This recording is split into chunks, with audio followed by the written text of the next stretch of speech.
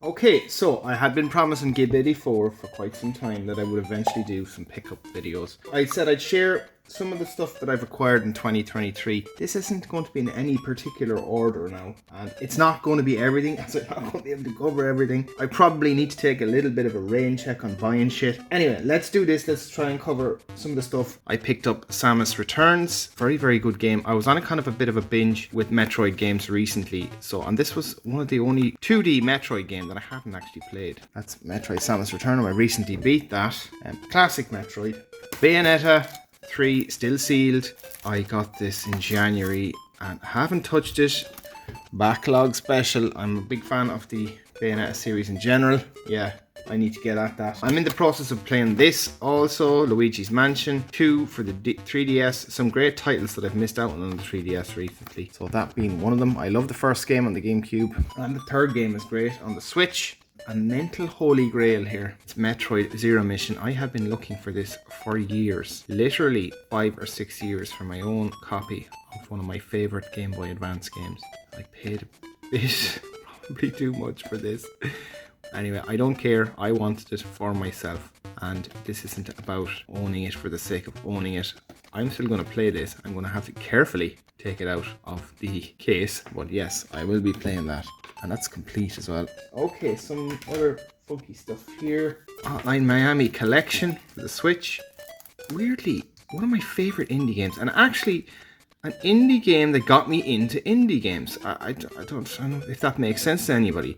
I think this was a game that really brought the indie game to the forefront of general gaming. That's my perspective. I hadn't really played any type of game like this before, unless it was actual retro and not kind of new age retro, if that makes sense. This is a fantastic bundle of games. The two games are excellent, and I actually want to live stream this sometime in the future, so I'm going to leave that in front of Bayonetta there. Something non-gaming related, a film that I used to have constantly recorded on VHS whenever it was on TV, so I wanted the 4K Blu-ray copy of Speed. I picked up Gears 5 again. I no longer have Game Pass and I haven't had it in a while. Painfully, it's probably the last good Microsoft game I can remember. Yeah, where's Gears 6? And I won't get into a rant about Microsoft at the moment. But yeah, Gears 5, great in co-op as well, by the way. Another one for the 3DS was Heroes of Run. Yeah, I actually tested this out with Game Culture. We did a little bit of a check on this. This is incredibly polished, and the online still works perfectly on the 3DS. I was really, really surprised at how well this worked. So basically, it's like Diablo on the 3DS in a nutshell. Next up is a GameCube game, Pikmin, the original Pikmin. Absolutely brilliant strategy game for the original GameCube. I know there's 2, 3, and there's a 4 coming out as well. Give Pikmin your time. Great series. Xbox 360 time, and I got a copy of Inversion. I had this for the PS3, but PS3 version doesn't run as good as the Xbox 360 version, so I ended up getting this nice and handy, nice and cheap. Little underrated third-person shooter on the system. People say it's inspired by Gears of War. I'm going to give it my own coverage in the future on the channel. So let's get some Wii U going here. This is kind of a rebound off the basis of me playing Super Luigi U on stream at the moment. And yeah, we're going to do this one as well on stream. There's a couple of, let's call them stream games that I've got specifically for live streaming. And look, I know at this stage what people like watching me play. They like me to suffer.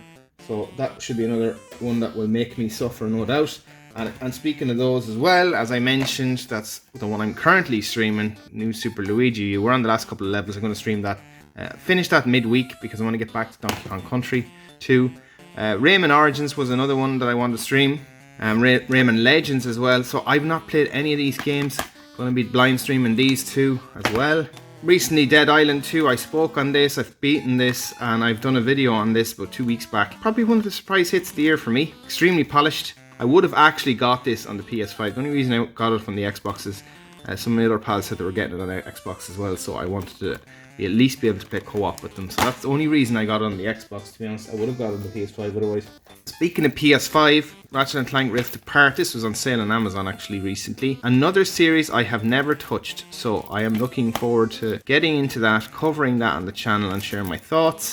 Again, you know me being a massive StarCraft fan, I actually could not find my original StarCraft PC copy. Fortunately, the big box itself is impossible to get at the moment. Well, you'll pay an arm and a leg, but Super Mario Bros. 3 Advance. I want to do this during the Christmas live stream coming up this year.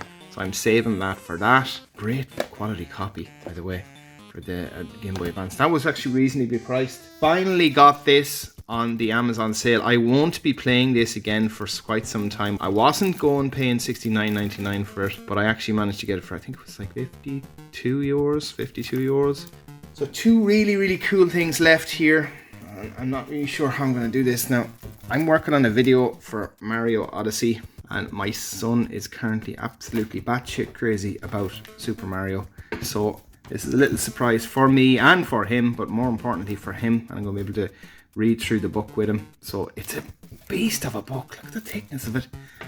Pretty much the entire art and detail around how the game was made.